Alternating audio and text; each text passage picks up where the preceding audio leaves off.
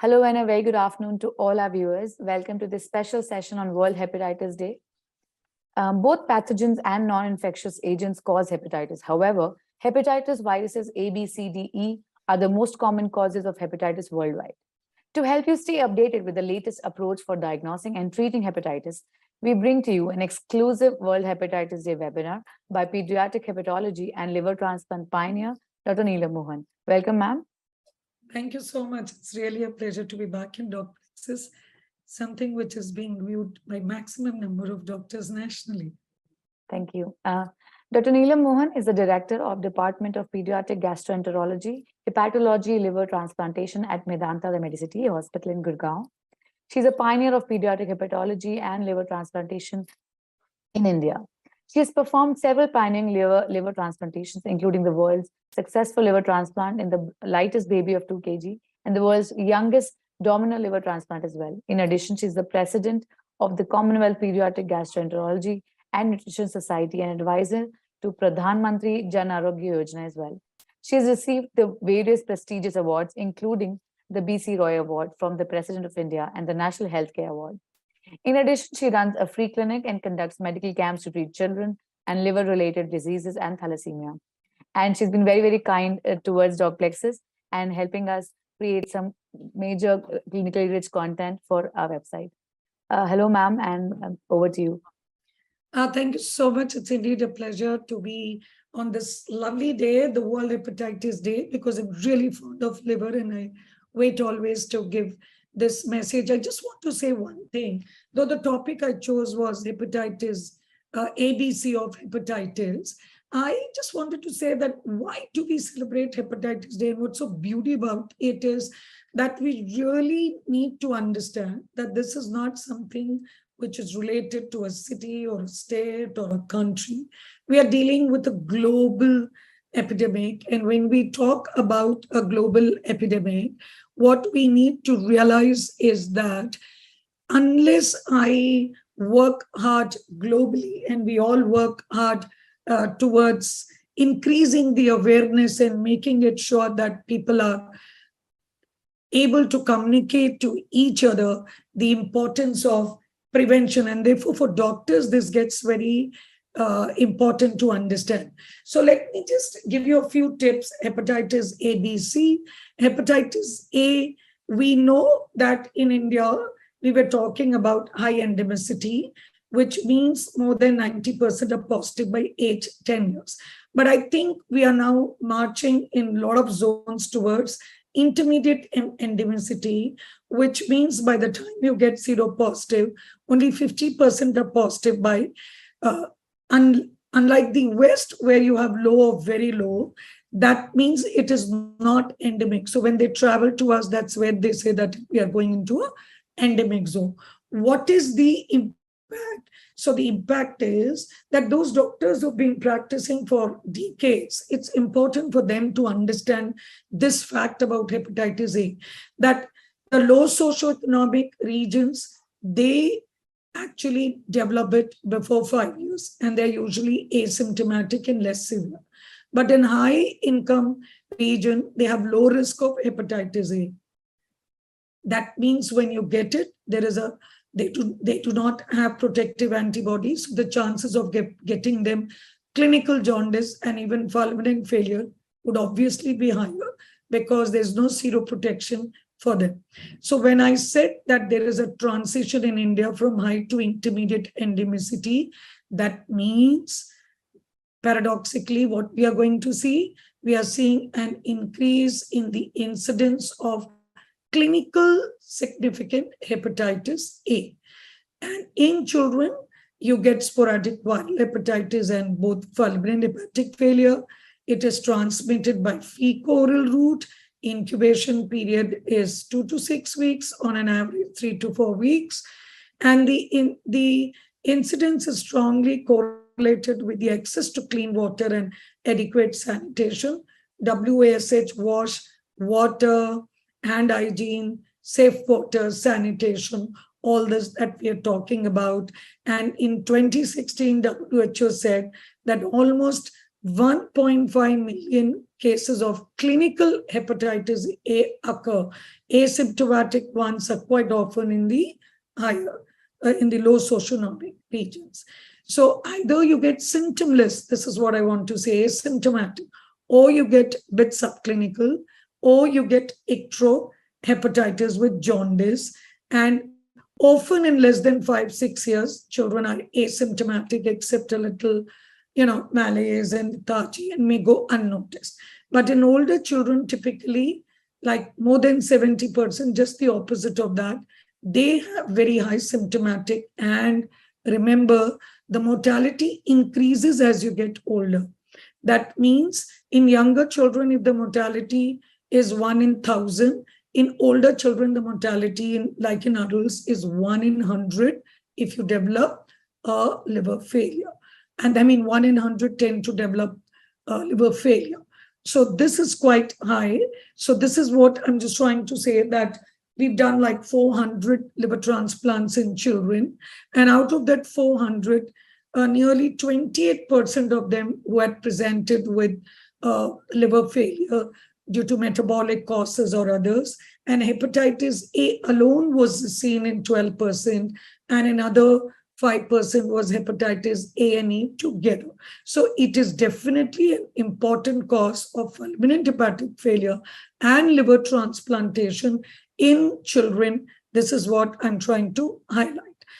Talking about this, we know that there is a vaccine. People say that, Neelam, you've said that a lot of them in low socioeconomic condition get developed asymptomatic by 5-6 years. So do we really need a vaccine? Well, these conditions definitely you must give. Those who have chronic liver disease or hepatitis B and C patients, or those who have immune deficiency on steroids, etc., transplant recipients, patients with chronic kidney disease, joint involvements, etc., where people adolescents who are negative, like I said, if you do not develop hepatitis A, you won't have an antibody, then you can get, and you're going to a resident school. So you've got high chances. Travelers who are coming to high endemicity. And of course, the household contact of the patients with an acute infection can be given within 10 days of onset of the index case in this, which may not always be protective, but it can. So there are two types of vaccine, inactivated and live attenuated vaccine. It is always better to use in immunosuppressed inactivated vaccine and not live attenuated vaccine. So having talked about A, let's move to B. Hepatitis B, there are 116 million people affected globally with HBV. More than 80 million have chronic HBV. In India, almost 40 million in India are hepatitis B carriers. And in 2016, more than 1 lakh deaths in India were reported due to hepatitis B related deaths. So it's definitely a big burden. We used to say earlier 5% in India, B and C together, 3 plus 2. But fortunately, the burden of hepatitis C has reduced because of availability of newer drugs, which I'll talk. So hepatitis B still is more than the hepatitis C. There is more. The transmission is just like HIV, either through blood or through sexual intercourse or from infected mother to a newborn baby, which is the vertical transmission. This is just trying to tell you, in a normal scenario, when you get hepatitis B infection, your S antigen goes up, you develop replication with HBe antigen, and within 6 months or so, the virus HBs should subside. So IgM HB core comes down, and you will continue to have anti-HB core IgG. The beauty of this is, if somebody has anti-HB core IgG, it means that that person had infection in the past. And even if your HBs antigen is negative, they have had infection. You cannot get anti-HB core with a vaccine. It can only come with an infection. And if these people donate their organs, then we like to give viral prophylaxis to the recipient who gets the organ. And these in an acute infection, then subsequently after 8 months or so, you will develop a hepatitis B surface antibody. But sometimes this does not happen the way you like it. Then you would end up with a chronicity where the virus continues to replicate. So HBe antigen is positive and the HBs doesn't go down and HBs antibody doesn't come up. That is when you develop into chronicity. So what are the stages? First stage is the immune tolerant state. That means the virus lives in the liver cell. I don't know whether it is offending agent. My liver cell is living friendly with it, so it's tolerating it. Suddenly my liver cells realize, oops, this is an outside virus living in my hepatocyte and manufacturing and multiplying in my cells and producing more and more babies. So I start fighting. So that is immune clearance, when the DNA goes up and down and the enzymes goes up and down and we want to fight it. Then after some time, either you win or you don't win. So low replicative phases, the E antigen gets down. So my body develops an HBe antibody. That means even though the virus, the replication goes down, I may not be able to remove the virus, but the sad part is this virus can continue to damage my liver and end up with a cirrhosis. We used to call them as a carrier stage. Nowadays, we've changed the term to inactive stage because they are not really carrier, because they continue to damage your liver and progress to cirrhosis or cancer. And they may also be a time when they can get reactivated with mutants, etc., and then come. So the purpose of explaining to you is, especially in children, and we like to treat best when the virus, the body is fighting. So either in the immune clearance or the reactivation, when the body starts to fight, best time to hit it with medicines.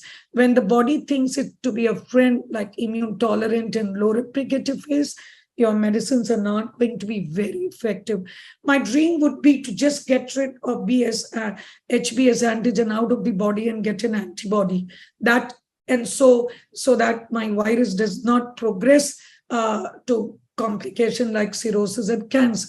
But sometimes I'm not able to achieve the ideal goal with vaccine. So my aim at least is to make sure that the virus doesn't multiply. So I want HBe antigen negative and HBe antibody negative so that the injury will be there, but it will be minimal and not way, and the DNA may be negative.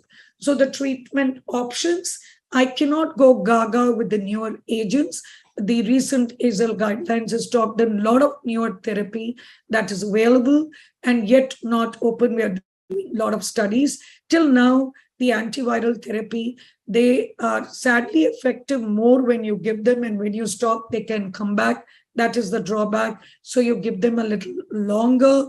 Combination or sequential is you use PEG interferon to reduce the virus load and then give antiviral. The common antiviral which are used are entecavir and tenofovir, or tenofovir, the newer one called the TAF, where the renal toxicity is less and the dose required is less.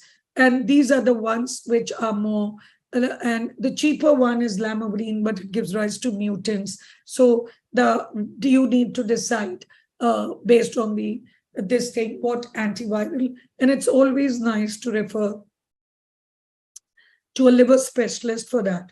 As a physician, please don't forget that if you see a patient, you must screen the family members for HBs antigen and preferably HBs antibody. Those who do not have antibody, you should vaccine. And even if you don't want to check, you can still vaccine.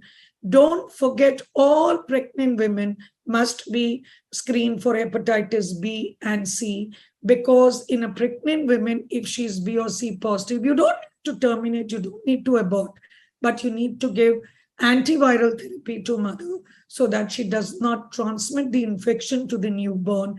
And still, besides that, I want to give the newborn immediately a vaccine and a hepatitis B specific immunoglobulin.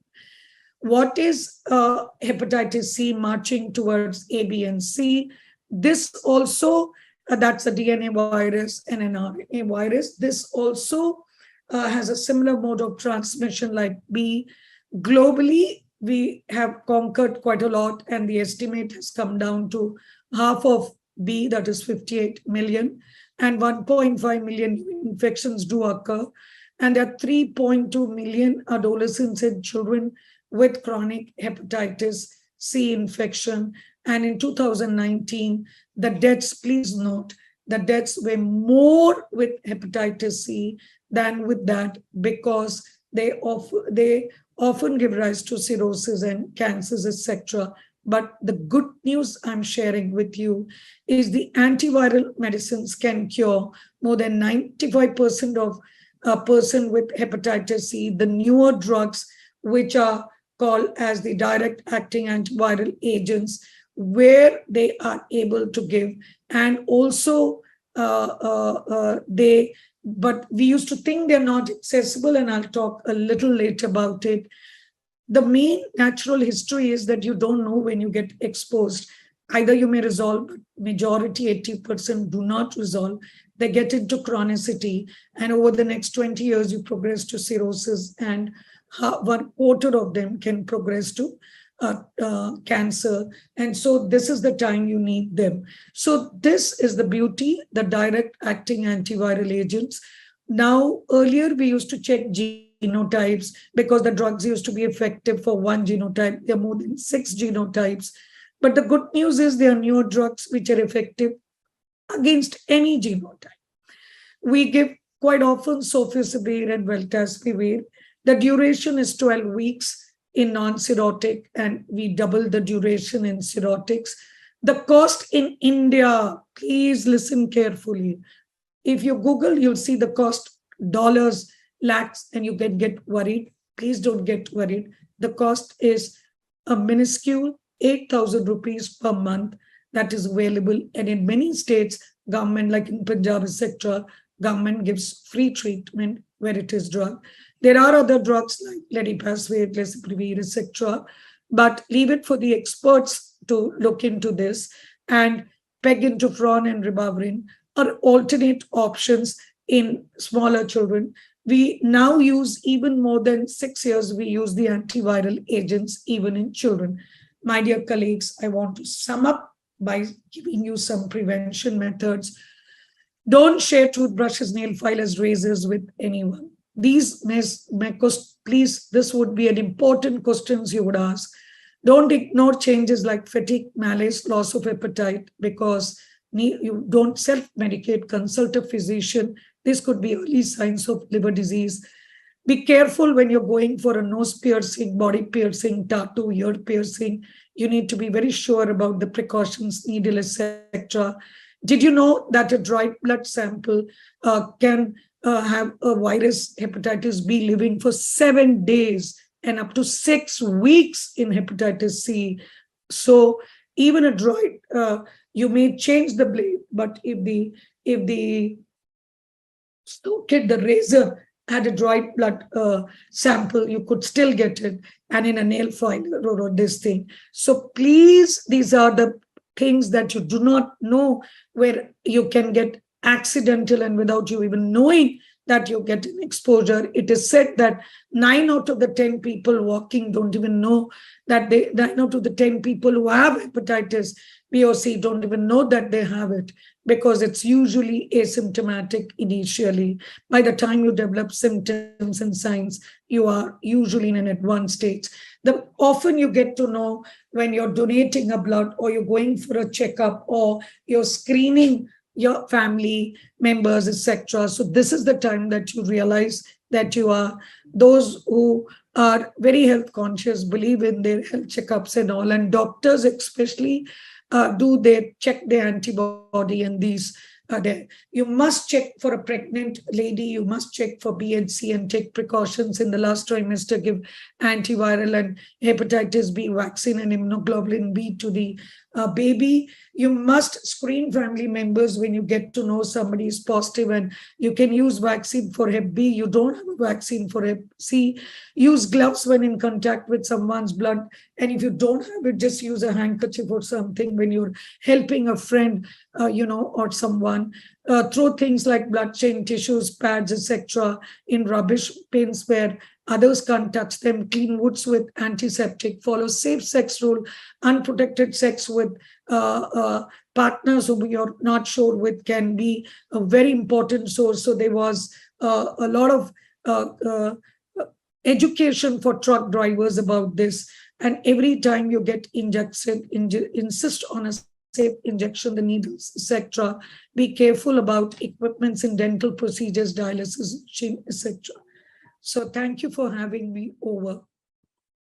And I think I answered most of your queries. Thank you so much, ma'am. This was actually a very wholesome lecture. I think you did cover majority of things.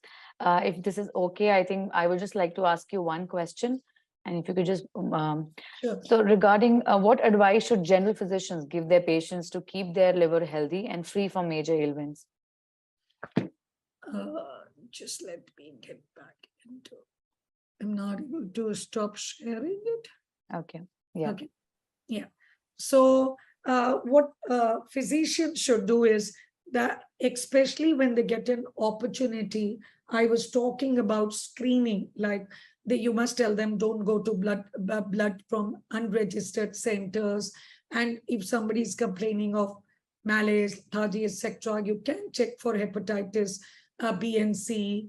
And if somebody is positive in the family, please check the entire family and screen them and use hepatitis B vaccine. It is so cheap, it is available free nationally in most government centers. But people think vaccine is meant for children. So that's a good message I want to give you, that I'm not even sure whether you have checked whether you have an antibody, you need a vaccine.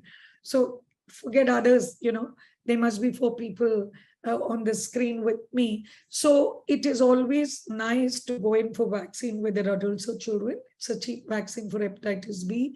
And prevention is the best method when it comes to hepatitis B and C transmission, and hepatitis A and E is through contaminated food and water. So food handlers, you should be cautious not eating raw food, raw fish, raw meat, and uncooked food. These are all ways that you can get exposed to water outside, pani le liya, ya ice le liya. So this giving message that these are bad is a very important thing. And you can, once you get liver disease, especially with A in children, you must look for INR. People just look for LFT, bilirubin. Jaundice to dikh hi raha hai, to bilirubin se zyada. If the INR is deranged, that means the more than 2, it means liver failure. And that time you should refer to a higher center, because 60% of the liver failures you can treat and save them with good medical therapy. It is only a quarter who will end up with a liver transplant. But 3/4 you can give with a good treatment in a good center. So don't wait till the last minute for children, and for adults, I've talked about B and C. That treatment is cheap, and don't think that kahan se wo lenge, 8,000 rupees they manage. There are a lot of NGO societies who support, like I support treatment for thalassemia, patients for hepatitis B and C. That's how. So there are a lot of NGOs who are working. And if you think your patient is poor, just raise your hand. I'm sure a lot of people can come forward and help you. Thank you so much, ma'am. It was lovely having you, and thank you so much for making time, out of your busy schedule to speak to us on such a pressing issue. Have a good evening. Thank you so much. Bye-bye. World Hepatitis Day, please spread this message. It is not me and her, it is we together. Please spread the message to so many people that mass awareness is the key towards eradication. And we can't wait. That's the motto of the theme. We can't wait. We want it now. Thank you. Dear audience, I hope you had a wonderful session. Do drop in any queries and questions if you have. We'll definitely get back with the answers from Dr. Mohan. Thank you so much.